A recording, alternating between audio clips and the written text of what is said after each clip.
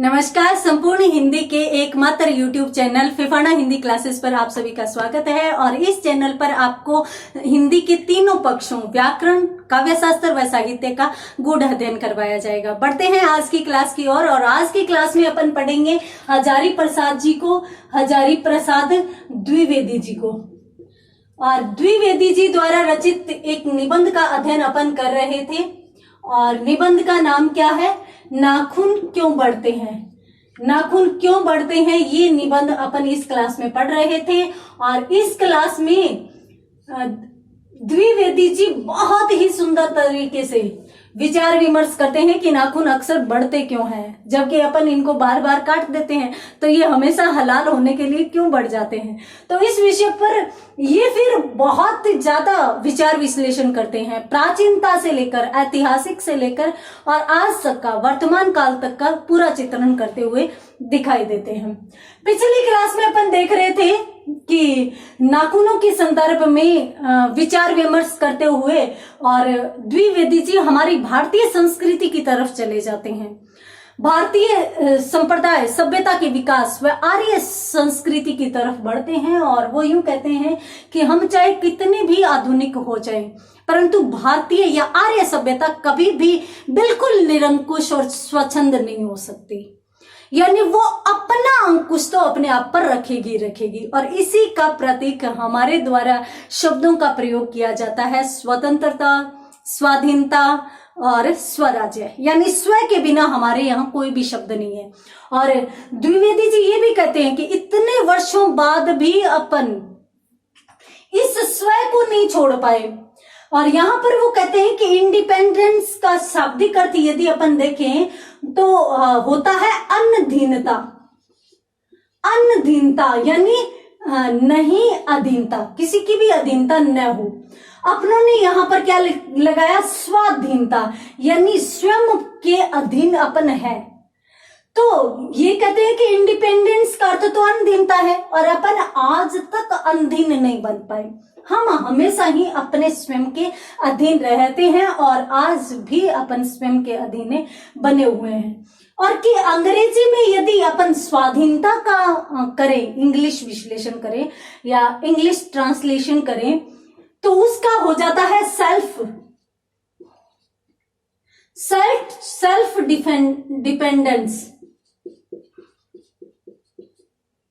Dependence. और शायद आपने ऐसा कहीं भी नहीं देखा।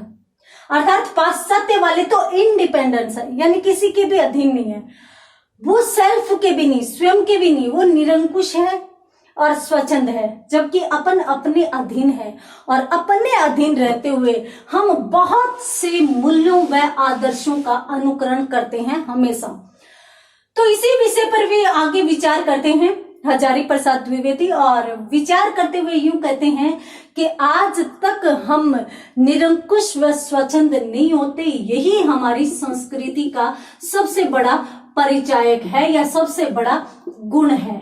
और यही हमें सभ्य बनाए हुए हैं, यही हमें मानव बनाए हुए हैं। अगर हम मानव है तो फिर प्रकृति हमें क्या बताना चाह रही है? प्रकृति हमें बताना क्या जा रही है? क्योंकि प्रकृति ने तो अभी तक नाखूनों को समाप्त ही नहीं किया, नाखून तो अभी तक बढ़ रहे हैं। तो लेखक यूं कहते हैं कि जब हम मनुष्य बन गए, हम में पाश्विक प्रवृत्ति है ही नहीं, तो नाखून अभी तक क्यों बढ़ रहे हैं? प्रकृति हमें क्या संदेश देना चाह रही है? सामान्यतः लेखक उस विषय पर भी विचार विश्लेषण करते हैं जो प्राणी विज्ञान कहता है। प्राणी विज्ञान क्या कहता है? प्राणी विज्ञान यूं कहता है कि देखिए, सामान्यतः ये होता है कि जिस अंग की हमें आवश्यकता नहीं होती वो अंग प्रायः लुप्त होता जाता है। प्राणी विज्ञान ये कहता है जिस प्रकार से मनुष्य के पहले पूंछ होती थी, मनुष्य बंदर की स्थिति में था, यानी पूंछ होती थी, उसके पूरे शरीर पर बाल होते थे, वो चीजें अब है वो लुप्त हो गई है।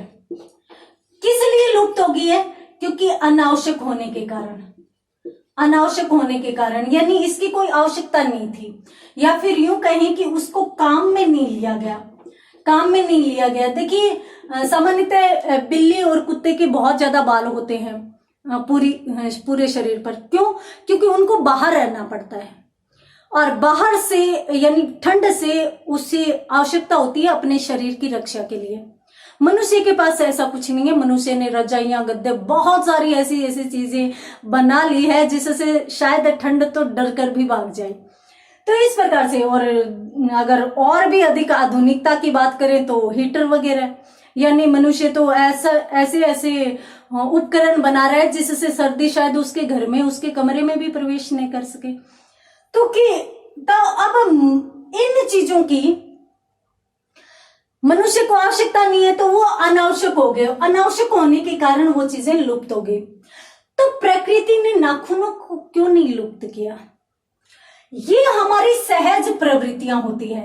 सहज का मतलब होता है कि ये अपने आप आती रहती है। ठीक है, अब ये अनावश्यक होने के कारण लुप्त होगी। ये भी सहज है यानी ये जन्म से ही बच्चे के पास होती है, चाहे वो लड़का हो चाहे लड़की हो, जन्म से ही उसके पास नाखून होते हैं और आजीवन उसके साथ बने रहते हैं। तो ये यूं कहते हैं कि तो अब इनका यदि लोप हो गया तो इनका क्यों नहीं हो रहा? तो प्राणी विज्ञान के आधार पर यदि अपन समझे तो कहते हैं कि ये एक ही नहीं है, कुछ सहजात वृत्तियां हमारे पास आज भी है, धीरे धीरे लुप्त हो जाएगी। प्राणी विज्ञान ये कह रहा है। जैसे और कौन कौन सी है? तो दांत दोबारा निकलना। दांत दोबारा निकलते हैं, कहां जरूरत है? कोई जरूरत नहीं है। पहले वालों से अपन उम्र भर काम चला सकते हैं, परंतु फिर भी ये दोबारा निकलते हैं। अर्थात ये सहज वृत्ति से संबंधित हो गए, यानी ये सहजात है। सहजात का मतलब अपने आप ही उत्पन्न होते हैं या अपने आप ही जन्म लेते हैं। ठीक है, इसी प्रकार से एक और देखें तो पलकों का गिरना। अब यदि पलकें नहीं गिरे तो क्या हम जी नहीं सकते? क्या आंखें देख नहीं सकती? अब कभी कभार आप देखते होंगे कि किसी उत्सव में, किसी प्रोग्राम आदि में इस प्रकार का गेम होता है कि बिना पलक झपकाए किसी की आंखों में देखना। इस प्रकार के गेम आपने भी देखे होंगे। तो उन गेम्स में अपन 1 मिनट 2 मिनट तक बिना पलक झपाए रुक सकते हैं, तो क्या हमेशा नहीं रुक सकते? पलकें अपने आप गिरती हैं। तो क्यों गिरती है? ये भी सहज आता है, जबकि इसकी भी हमें कोई आवश्यकता नहीं। एक बाल बढ़ना, केश बढ़ना, तो ये भी सहज आता है। और चले गए तो चाहे आप कौन सा ही तेल लगा लो, चाहे कौन सा ही शैम्पू लगा लो, कुछ भी लगा लो, जाएंगे तो जाएंगे। और बहुत से प्रयास कुछ लोग करते हैं। और आजकल तो टीवी वगैरह, न्यूज़पेपर विज्ञापनों से भरे रहते हैं कि आप ये लगाओ तो आपके बाल बहुत सुंदर होंगे, बहुत अच्छे दिखेंगे। परंतु लेखक यूं कहते हैं कि ये सहजात प्रवृत्तियां हैं, अपने आप जन्म लेती है और ये बढ़ती जाती है, जिनकी हमें कोई आवश्यकता नहीं है। अब एक दिन मैं क्लास में पढ़ा रही थी तो बच्चों ने यूं कहा, नहीं मैडम इनकी तो आवश्यकता है, बहुत गंदे लगेंगे, बहुत बुरे लगेंगे। हालांकि इनका कोई काम नहीं है, इनका कोई यूज नहीं है, बस सौंदर्य बढ़ाने के लिए। जबकि सौंदर्य बढ़ाने के लिए तो ये भी होते हैं। और अपनों ने पीछे इस बात ही की थी कि कुछ 1000 वर्षों पूर्व नाखूनों से सौंदर्य बढ़ाया जाता था। नाखूनों की कटिंग भी अनेक आकार देकर की जाती थी। मैंने बताया भी था, वृत्ताकार, ये चंद्राकार, वर्तुलाकार, दंतुलाकार, इस प्रकार से अनेक प्रकार के आकार दिए जाते थे। और अलग अलग जाति, जैसे मतलब गौड़ जाति की बात करें तो गौड़ जाति तो छोटे नाखून पसंद करती थी, और जो दाक्षिणात्य प्रजातियां वो बड़े नाखून पसंद करती थी और बड़े बड़े सुंदर। अब कुछ लड़कियों को आप देखेंगे, वो चाहे किसी से प्रभावित होकर करे, बड़े बड़े नाखून बढ़ा लेती है, फिर उन पर बहुत ही सुंदर सुंदर नेल पेंट यानी उनकी चित्रकारी भी करती है। तो देखिए, साज सज्जा के अंग तो ये भी है और साज सज्जा के अंग ये भी है, तो फिर हम इसका क्यों करें कि ये लुप्त हो जाए? क्यों?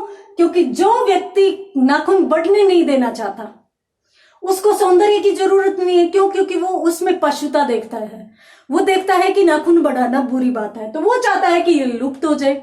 जबकि जो सौंदर्य प्रसाधन का अंग मानते हैं, जो मतलब अपने स्टाइल में नाखूनों को शामिल करते हैं, लड़कियां नहीं लड़के भी बहुत सारे नाखून बढ़ाए रहते हैं। और काफी बार तो मैं यूं देखती हूँ कि कुछ लड़के तो बिल्कुल छोटी वाली उंगली है उसके नाखून बढ़ाए रहते हैं, कुछ अंगूठे के नाखून बढ़ाए रहते हैं, पता नहीं क्यों, समझ में नहीं आया, परंतु फिर भी वो बढ़ाते हैं। अब हो सकता है उनको उसमें कोई सौंदर्य दिखाई देता हो, परंतु कहते हैं कि जब ये सहजात प्रवृत्तियां हैं, ये 4 सहजात प्रवृत्तियां हैं जो वर्तमान काल तक, प्राचीन काल से हमारे साथ बनी हुई है, परंतु लेखक यूं कहते हैं कि इन सभी की हमें कोई भी जरूरत नहीं है।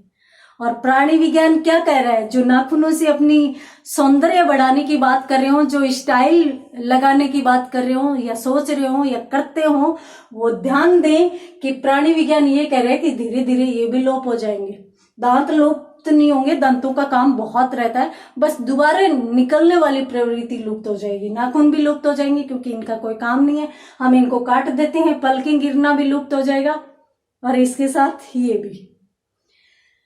तो यहां पर अपनों ने बात की प्राणी विज्ञान की, तो कहते हैं कि प्राणी विज्ञान यूं कह रहा है कि नाखून लुप्त हो जाएंगे, ये लुप्त हो जाएंगे, ये लुप्त हो जाएंगे। किस आधार पर लुप्त होंगी, किस आधार पर लुप्त होंगी? कहते हैं कि आवश्यकता के आधार पर। इनकी कोई आवश्यकता नहीं है, तो जिस अंग की आवश्यकता नहीं होती वो प्रायः लुप्त हो जाता है। तो ये आवश्यकता के अंग पर या आवश्यकता के आधार पर यदि लुप्त होते हैं, कोई बात नहीं, कोई फर्क नहीं पड़ता, परंतु फिर लेखक यूं कहता है कि कहीं प्रकृति इसलिए तो इनका लोप नहीं करेगी कि ये पशुता के प्रतीक है। ये पशुता के नाखून किसके प्रतीक है? पशुता के प्रतीक है। और वर्तमान में मानव है वो सभ्य बनने जा रहा है, और सभ्य बनने जा रहा है तो इसके लिए इनका लुप्त हो जाना सही रहेगा। क्यों? क्योंकि अपन अभी तो पशु है नहीं और अभी अपन सभ्य हो रहे हैं, शिक्षित हो रहे हैं, तो इसलिए इनका लुप्त हो जाना ही अच्छा है। दूसरी तरफ एक तो ये होगी आदर्शों की बात, दूसरी बात ये होगी कि हम जब पशु थे या हम जब जंगली थे तो उस समय हमें नाखूनों की आवश्यकता होती थी। किस लिए नाखूनों की आवश्यकता होती थी? हमें अपने हथियार के रूप में नाखूनों की आवश्यकता होती थी। अब इनकी जगह बम व तोपों ने ले ली, बम और तोपों ने ले ली, तो अब हमें इनकी वैसे भी आवश्यकता नहीं है, तो इसलिए प्रायः इनका लोप हो जाना ही अच्छा है। ठीक है, यहां तक अपनों ने बात की। अपनों ने कहां तक बात की है? यदि निबंध के शुरू से अपन ले तो एक छोटी बच्ची द्वारा प्रश्न किया जाता है, और छोटी बच्ची द्वारा प्रश्न करने के बाद लेखक विश्लेषित करता है कि सच में ये नाखून क्यों बढ़ते हैं। माता पिता जब भी बच्चे के नाखून बढ़े हुए देखते हैं उसको डांट लगाते हैं, यहाँ तक कि शिक्षक भी। अपने स्कूली समय को, अपने स्कूल टाइम को याद कीजिए, जैसे ही जिस दिन आपके नाखून बड़े होते थे उस दिन आप छुपते थे, अपने आप को छुपाते होंगे कि हमारे कोई नाखून नहीं देख ले। और जिस दिन नाखून चेक करने का दिन होता था उस दिन तो बच्चे अनेक प्रकार के बहाने भी लगाते थे। तो उसी प्रकार से हमें अक्सर डांटा जाता है, तो फिर इनको काटा ही क्यों जाए, ये बढ़ते ही क्यों है? तो इस बात पर है वो लेखक के द्वारा विचार विश्लेषण किया गया, विचार विमर्श किया गया। उसके बाद लेखक ले आए थे ऐतिहासिक समय को, इतिहास से लेकर वर्तमान तक। तो लेखक यूं कहते हैं कि आज अपन आधुनिक होते जा रहे हैं, और आधुनिकता मतलब हमें स्वाधीनता मिल गई है, स्वाधीनता मिल गई है, हम अपने अधीन हो गए हैं, किसी और के अधीन तो कम से कम नहीं है। और ये आर्य जाति का संस्कार है जो अच्छा है। ठीक है, उसके बाद लेखक आगे बढ़ते हुए यूं कहते हैं कि आज स्वाधीनता आ गई है। तो स्वाधीनता का मतलब ये हुआ कि हम अपने में से ही किसी नेता का चुनाव करते हैं, और वो नेता जाकर हमारी पूरी की पूरी व्यवस्था को संभालता है, हमारे हितों की बात सोचता है, हमारे बारे में सोचता है। तो हमारा प्रतिनिधित्व कौन करता है? नेता करता है। नेता लोग हमारे प्रतिनिधि हो गए और वो ही शासन कार्य को संभालते हैं। अब यहाँ पर लेखक यूं नहीं कहता कि वो राज करते हैं, नेता हो सकता है वर्तमान में राज करते हो, परंतु जैसे स्वाधीनता का मतलब है वैसे नेता सुचारू शासन के लिए बनाए जाते हैं, व्यवस्था संभालने के लिए बनाए जाते हैं, हितों की रक्षा के लिए बनाए जाते हैं, परंतु राज करने के लिए नेता नहीं होते। तो नेता वर्तमान में कर क्या रहा है? राज कर रहा है। और राज करने के लिए वही बात राजतंत्र में जो थी, हमें उसी प्रकार के हथियार चाहिए, हमें बाहरी सुरक्षा चाहिए। बाहरी सुरक्षा की हमें बहुत अधिक आवश्यकता है। क्यों? पैसे वाला व्यक्ति, जिसके पास हद से ज्यादा पैसा है, जो पूंजीपति वर्ग का है, उसे ज्यादा डर रहता है। अनुभवी लोग कहते हैं मुझे नहीं पता, और कहते हैं कि जो इसके पास कुछ नहीं होता वो कम से कम अपना जो भी है रूखी सूखी खाकर आराम से सोता है। देखिए, सामान्यतः जिसके पास कुछ नहीं है वो भी आराम से नहीं सो पाता, पूंजीपति वर्ग भी आराम से नहीं सो पाता, तो आराम से सोता कौन है? कोई नहीं। क्यों? क्योंकि मनुष्य तो सामाजिक प्राणी है, मनुष्य तो हर एक मनुष्य से जुड़ा हुआ है, तो लोगों को देखकर उसके अंदर अनेक प्रकार के भाव भी उत्पन्न होते हैं। परंतु बीच की सी दृष्टि यदि निकाली जाए तो लेखक यूं कहते हैं कि नेता सामान्यतः बाहरी सुरक्षा चाहते हैं कि हम बाहरी तरफ से या चारों ओर से हम सुरक्षित रहे, परंतु कहते हैं कि एक बुजुर्ग व्यक्ति, एक बूढ़ा व्यक्ति, वो बहुत अनुभवी है और वो यूं कहता है कि हमें बाहरी के बजाय आंतरिक, या फिर सीधी की सीधी शब्दों में कही जाए तो हमें भीतर की सुरक्षा करनी चाहिए। हमें अपने अंदर देखना चाहिए, हमें अपने अंदर देखना चाहिए, और अंदर भी अनेक प्रकार के भाव है, ईर्ष्या भी है, द्वेष भी है, क्रोध भी है, परंतु बुजुर्ग व्यक्ति कहता है कि इन सब को नहीं देखना, सिर्फ एक भाव को देखना है, और वो कौन सा भाव है? प्रेम। ये बुजुर्ग व्यक्ति कहता है। अब बुजुर्ग व्यक्ति इसके पीछे कौन सा तर्क देता है, और नेता लोग जो तर्क देते हैं उन पर बुजुर्ग व्यक्ति का तर्क हावी होता है या उनके सामने असफल होता हुआ दिखाई देता है। देखेंगे अगली क्लास में, तब तक के लिए धन्यवाद।